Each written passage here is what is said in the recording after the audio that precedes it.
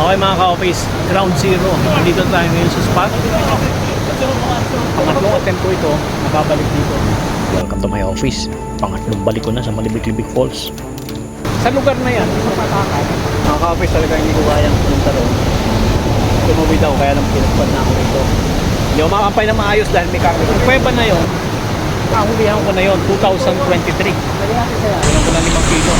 Bumalik ako, 2024. Yung side na yun, nahulihan ko naman sa kababa ng pweba. Ay, huli pala! Ano ngayon? Tropa na kami ngayon. At sa ikatlong pagkakataon, hindi lang hunting ang pinunta ko rito. Isang linggo na lang, matatapos na ang ikat hunting competition. Wala pa ako nahuhuling pang entry. Pagkakataong sinamantala ko para makasama ang mga ikat hunter ng Cavite. Cyrus Nick Escobar, Hindang Cavite. Lapas ng binibakyard ng Hugo Perez, Tracy Martinez, Baldoon. Edward ng Bailen. Pimoy Magdaraog ng Serca, Bailen. Jeven Delgado ng Magallanes, Cavite. Roland Delestrino po ng Batas Dao. Wilbert ng Bailen, Baldog. Romel Aterado ng Indang. Romel Pereña, Veteradong Navy ng 13 Martres. Sila ang mga kasama ko sa hunting na ito. Okay mga ka-hunter, start na tayo! Bailen, malibig-libig. Tara, isa tayo. Alas 12 ng tanghali nang umalis ko sa bahay. Alas 3 ng hapon nang sabi ko na kami magkikita-kita sa Malibig-Libig Falls. Mula Nasugbu hanggang Bailen, tansya ko, 1 oras lang natatakbuhin ito. Inagahan ko lang talaga para hindi ako gahol sa oras. Sa Karilaw ako dumaan, tumagos ako ng Magallanes, tapos diretso na ng Bailen. At bago mag alas 2, narating ko na ang lugar, nagkita-kita na kami. Ano pa?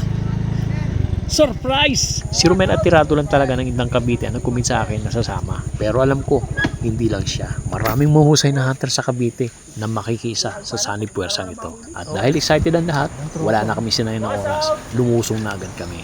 Punta kami Taiwan. Parang mag-abroad kami.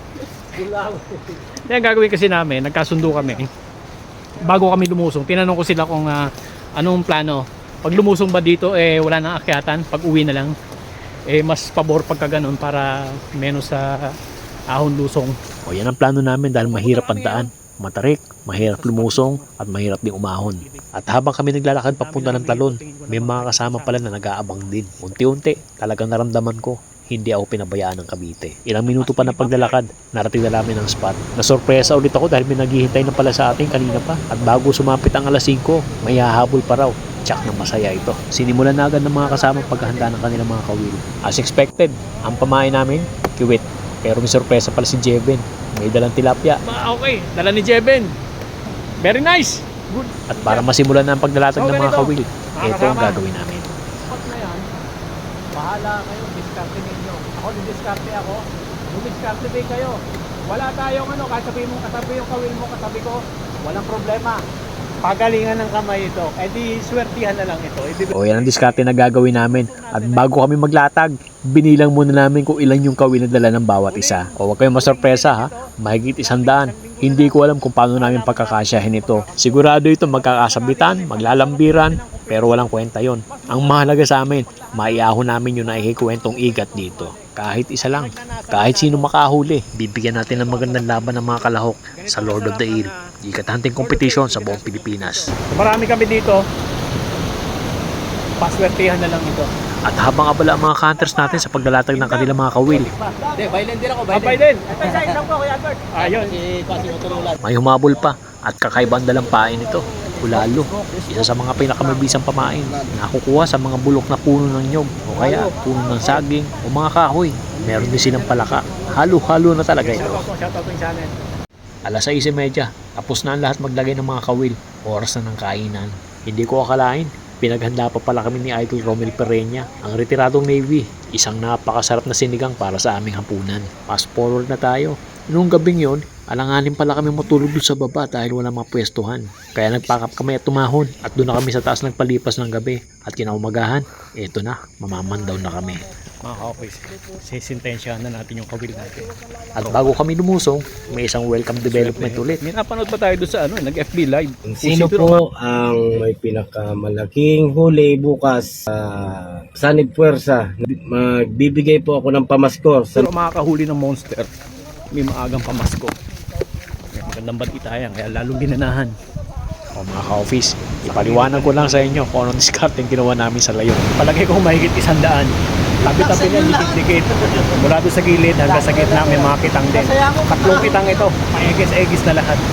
Kanya-kanyang pandaw na kami niyan. Bukod sa layong ito, may mga pinaglatagan pa ang mga kasama. Doon sa baba, sa Putikan at doon sa Akli Dam. Naniniwala talaga ako na bago kami umahon, sigurado kahit isa may makakahuli sa amin. Walang huli yung kawil natin dito. Sa susunod na spot, hinilagyan ko doon. Kaya lang aanurin ako dito sigurado.